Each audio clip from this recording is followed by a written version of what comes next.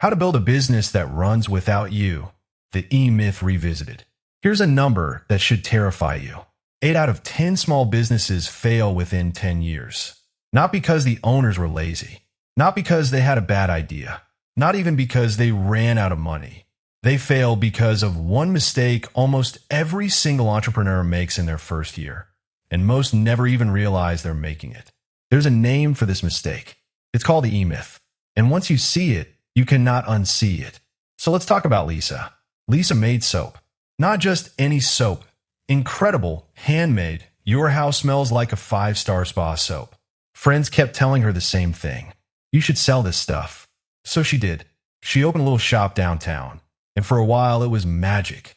People loved it. Word spread. Then 6 months in, the magic was gone. Lisa was exhausted. Staff kept quitting. Sales were chaos. She hadn't taken a day off in weeks. And here's the part that really stings. She started hating soap. The thing she loved had become the thing that was crushing her. This isn't really a story about soap. It's a trap, and it has a name. Business consultant Michael Gerber wrote an entire book exposing it, called The E-Myth Revisited. And the myth is this: if you're good at something, you'll naturally be good at running a business built around it. Sounds reasonable, right? It is also almost completely wrong. Being good at the work and being good at running a business are two totally different skill sets. One has nothing to do with the other. And the businesses that figure that out early are the ones that survive. Here's where it gets interesting.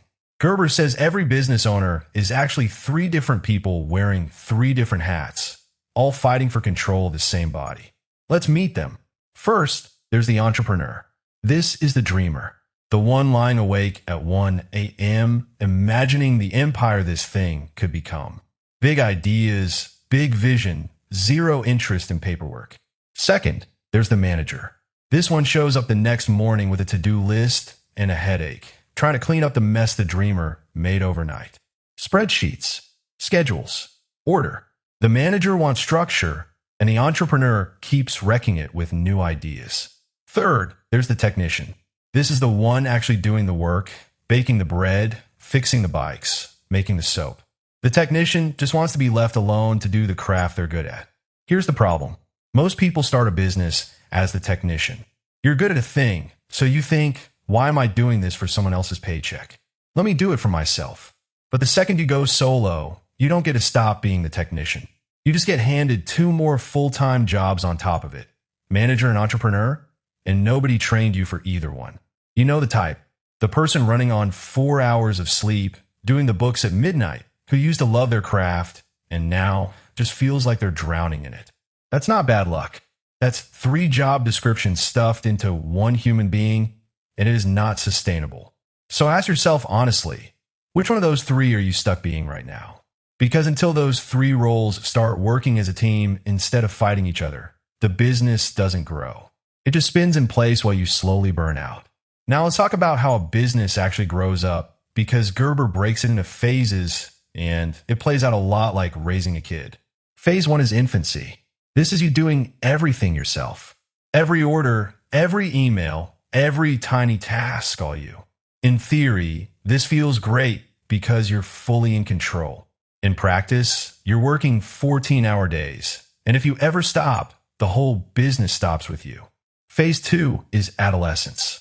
This is where you finally hire some help and immediately start micromanaging them, because nobody does it right except you. So now you've added a new stressor, managing people, without actually letting go of anything. This sounds like progress. It isn't, not yet. And this is exactly where most businesses either collapse or hit a wall so hard the owner has to make a choice: burn out completely or evolve. Phase 3 is maturity, and this is the good part. This is where you stop hiring people to just help you, and you start building systems so the business can function without you standing over it. Think about McDonald's for a second. They didn't become a global empire because they make the best burger on the planet.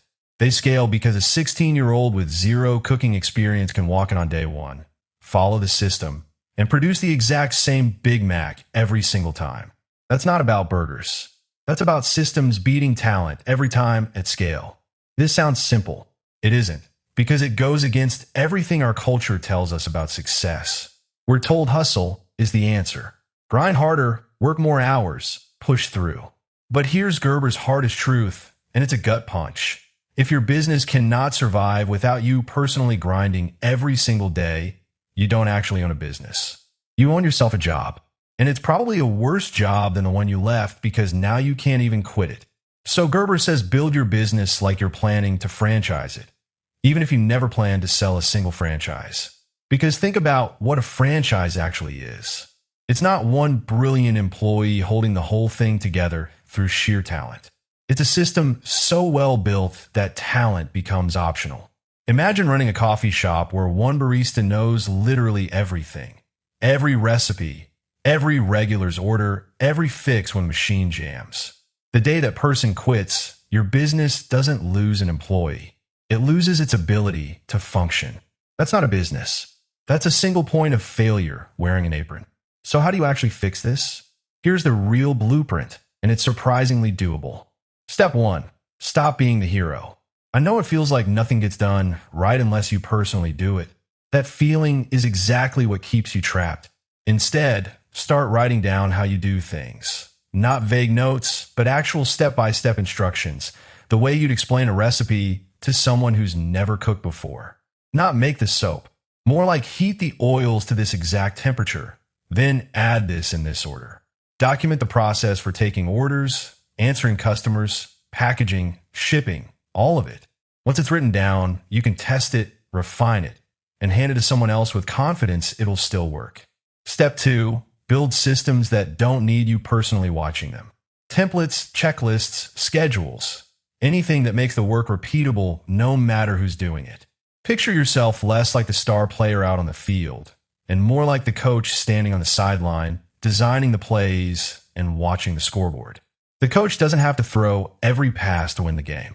And if you want the full roadmap, here it is in 7 stages. 1. The entrepreneurial vision, where you decide what this thing is actually for. 2. Organizing for success, building the structural frame before you add the walls. 3. Building systems, writing the playbooks so anyone can follow them. 4. Staffing smart, hiring people into a system instead of just filling empty chairs. 5. Marketing with meaning, attracting the right customers instead of shouting into the void. 6. Financial mastery, actually knowing your numbers instead of guessing. And 7, continuous improvement, because no business and no system stays good forever without someone tightening the bolts. So back to that statistic at the start, 8 out of 10 businesses failing within a decade. That's not really a story about bad ideas or bad luck. It's a story about technicians who never gave themselves permission to become entrepreneurs.